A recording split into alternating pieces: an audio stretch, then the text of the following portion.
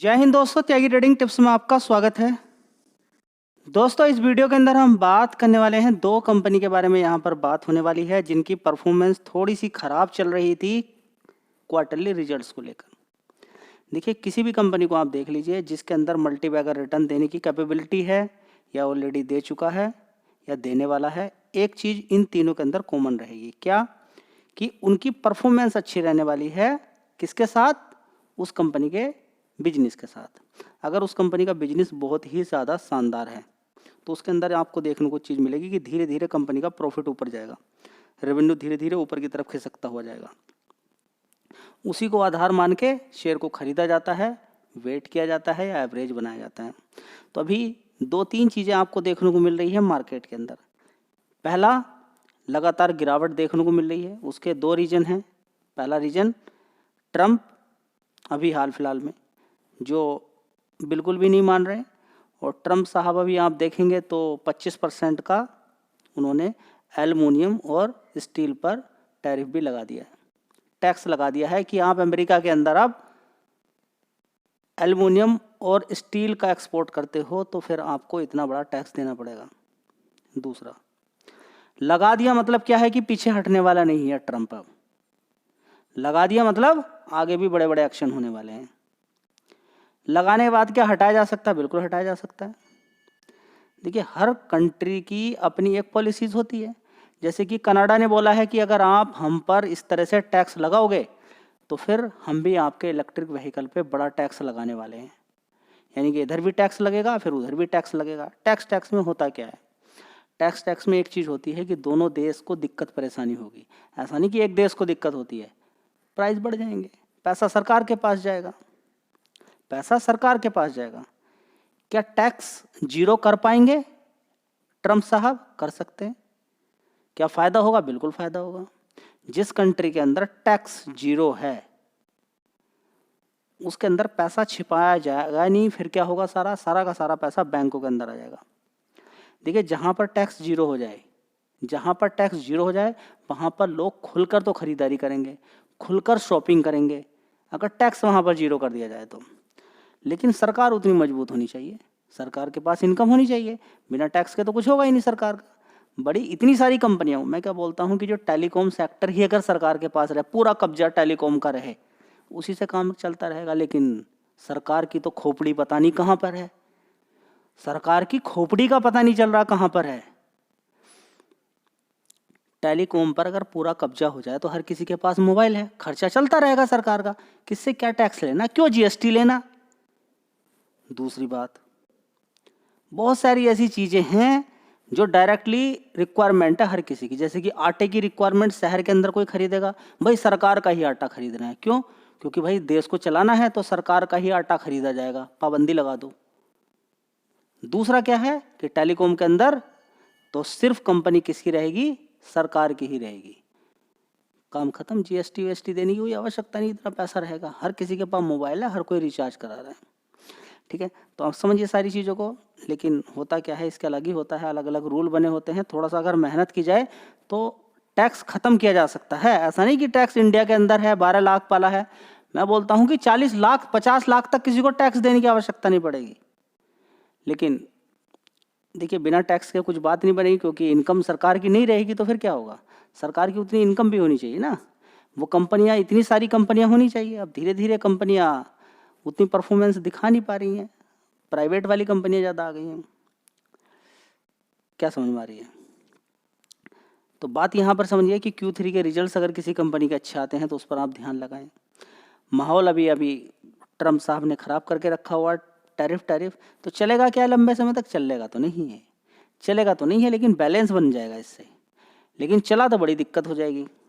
ठीक है, आगे क्या होता है देखते हैं। देखिए, अभी जो दो युद्ध हुए थे, अभी रसिया यूक्रेन की बात करें या इजराइल हमास की बात करें, मार्केट पे उतना ज़्यादा प्रभाव नहीं डाल पाए।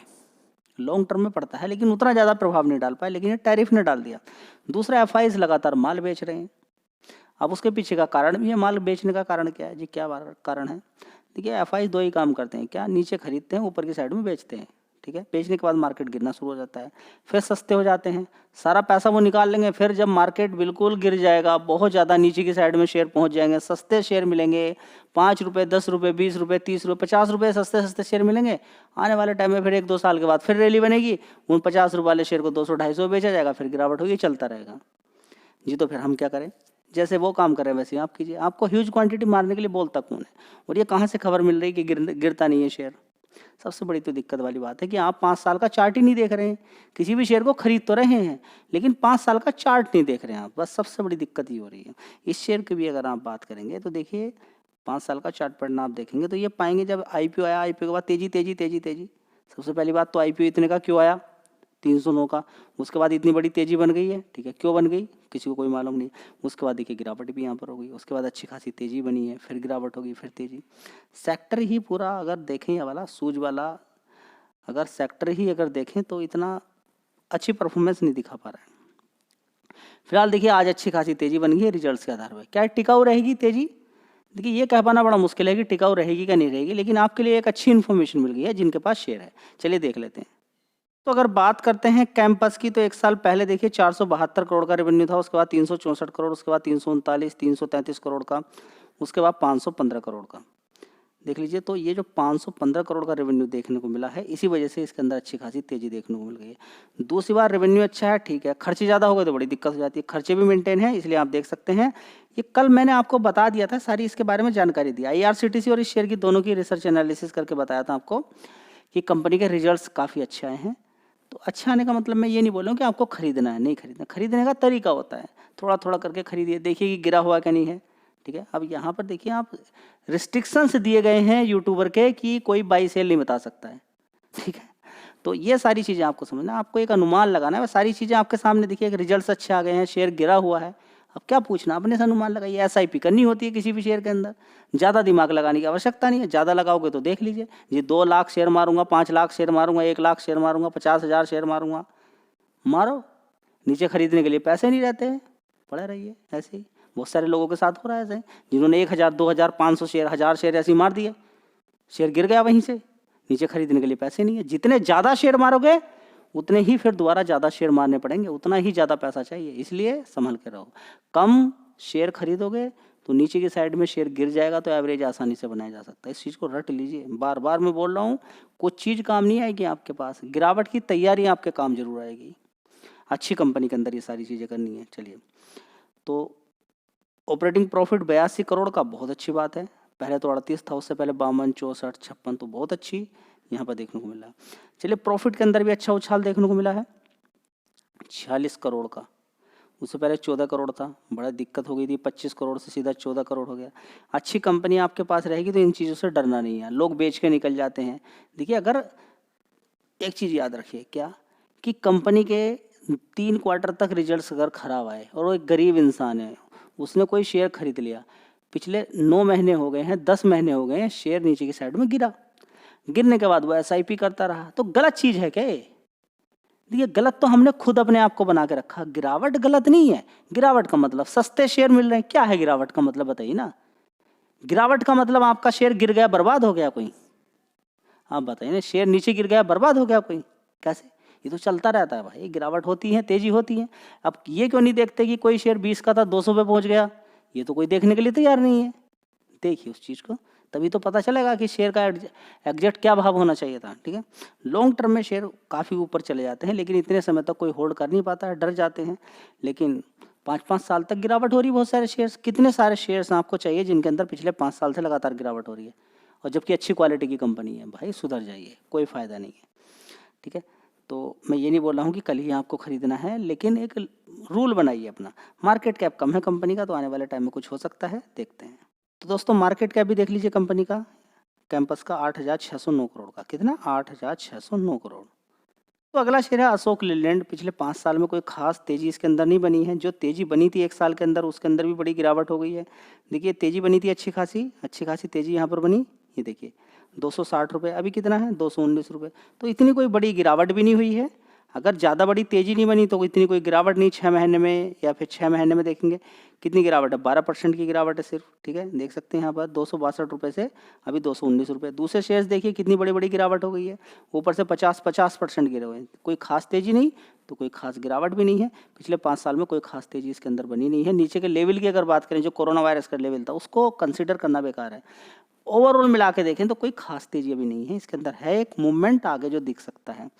ठीक है, बात करें यहाँ पर तो 64,000 करोड़ का मार्केट कैप है, पी रेशियो 24 का है। तो अभी शेयर के अंदर जान है जो पैसा आपको बना के दे सकता है। चलिए देख लेते हैं कि Q3 के, देखिए Q3 के रिजल्ट अच्छे आ जाएं, Q4 के खराब आ जाएं, क्या करो। बिजनेस देखिए बढ़िया है क्या नहीं है। ठीक है, उसके बाद टिकिए उसके अंदर, समय दीजिए। तो दोस्तों अगर बात करते हैं अशोक लीलैंड की, तो देखिए 1 साल पहले 11,000 करोड़ का रेवेन्यू था, उसके बाद 13,500 करोड़ का, उसके बाद 10,700 करोड़ का, उसके बाद 11,100 करोड़ का, उसके बाद देखें 11,900 करोड़ का। इस तरीके से कंपनी का रेवेन्यू ऊपर की साइड में बढ़ रहा है। ठीक है, तो अभी देखिए अच्छा खासा प्रॉफिट देखने को, अच्छा खासा रेवेन्यू देखने को मिला है 11,900 करोड़ का। इसी तरह से देखेंगे 2,300 करोड़ का इस कंपनी का इस समय ऑपरेटिंग प्रॉफिट है, जो कि 19% है। इसी तरह से अदर इनकम के अंदर भी देखिए इजाफा होता हुआ नजर आ रहा है। टोटल मिला के नेट प्रॉफिट अगर देखते हैं तो 820 करोड़ का है, बहुत अच्छी बात है। पिछले 2 क्वार्टर में बड़ा डिप जा रहा था नीचे की साइड में, उससे पहले देखेंगे 900 करोड़ का, उससे पहले 609 करोड़ का। तो रिजल्ट्स तो काफ़ी अच्छे हैं, कोई ख़राब हम इनको नहीं बोलेंगे। अब आगे देखते हैं कि किस तरह की परफॉर्मेंस देखने को मिलती है। एक कंपनी ने 6.5 रुपये का लगभग डिविडेंड दिया है। चलिए देख लेते हैं कंपनी का नाम क्या है। बहुत ही शानदार कंपनी, गिरावट मिले तो SIP करने के लिए बढ़िया शेयर है। उसको बहुत नीचे से मैं कवर कर रहा हूँ, बता देता हूँ क्या है नाम। तो शेयर का नाम है ITC। तो होटल वाला जो शेयर है, यहाँ से ITC होटल वो यहाँ से अलग हो चुका है। तो अगर हम यहाँ पर बात करते हैं, शेयर का नाम ITC लिमिटेड, यहाँ पर देखेंगे 411 रुपये का भाव है। कभी नीचे 100-150 रुपये के आसपास होता था, वहाँ से इसको कवर किया जा रहा है। लेकिन कंपनी का मार्केट कैप बहुत हो चुका है। कितना हो चुका है? 5 लाख करोड़ का मार्केट कैप हो चुका है। तो अगर कोई इस शेयर को खरीद रहा है तो ये नहीं होना चाहिए कि बस हवा, ये नहीं। बड़ी गिरावट, जैसी प्रॉफिट बन जाए 5-6-7%, 10% लेके निकल जाइए। SIP करनी है, जितनी ज़्यादा बड़ी गिरावट होगी उतना अच्छा फायदा होगा। समझ में बात आई? तो इसके अंदर लगभग 6.5 रुपये का डिविडेंड मिलने वाला है, और इसकी रिकॉर्ड डेट मैं आपको बता देता हूँ। कंपनियों के अंदर कॉर्पोरेट एक्शन होते रहते हैं, तो ये आपको मालूम होना चाहिए। थोड़े दिनों पहले डीमर्जर था, 6 जनवरी की डेट थी लास्ट, और यहाँ पर आप देखना चाहें तो देख सकते हैं। इंटरिम डिविडेंड 6.50 रुपये, एक्स डेट है 12 फरवरी। इससे पहले पहले आपके पास, यानी कि आज की ही डेट मान के चलिए, जिनके पास खरीद के रखा हुआ है उनको यहाँ पर मिलता हुआ नजर आएगा। जी, क्या समझ नहीं आ रहा है? समझने के लिए कुछ है नहीं, समझने के लिए कुछ भी नहीं है। डिविडेंड मिलता रहता है कंपनी के अंदर, जितना डिविडेंड मिला उतना ही शेयर नीचे की तरफ गिर गया है। ठीक है, लॉन्ग टर्म का खेल है। पहले भी कई बार डिविडेंड कंपनी ने दिया है, लेकिन लंबे समय के लिए खेल करना होता है। देखिए 2024 की बात करें, देखिए उससे पहले भी देखिए यहाँ पर 7.50 रुपये का डिविडेंड मिला है। इंटरिम डिविडेंड 6.25 रुपये का मिला है, देख सकते हैं यहाँ पर जनवरी 2024। उससे पहले देखिए 8 रुपये का। ठीक है, अलग अलग टाइम पे 2022 में अलग अलग टाइम पे 6.5 रुपये इस तरीके से डिविडेंड मिलता रहता है। सोचिए 6-7 रुपये का डिविडेंड भी किसी इंसान ने लिया है, होल्ड किया है लंबे समय के लिए। तो ये होता है एक अच्छी कंपनी, पैसा जाता नहीं है। पैसा भले ही कम बने लेकिन जाएगा नहीं है। समझ बात आ रही है? तो ये जानकारी थी, आपको होनी चाहिए कि ITC के प्रोडक्ट की एक बार लिस्ट देख लीजिएगा। सिगरेट बिजनेस के अंदर कितना बड़ा काम है, लेकिन मैं क्या बोलता हूँ, मजबूत कंपनियां, पैसा तो नहीं जाएगा, लेकिन गिरावट पे ही खरीदना है इन शेयर्स को, क्योंकि मार्केट कैप कम है, हिला नहीं पाओगे जल्दी से इन शेयर को आप। वीडियो अच्छी लगी लाइक शेयर कर दीजिएगा। जय हिंद, वंदे मातरम।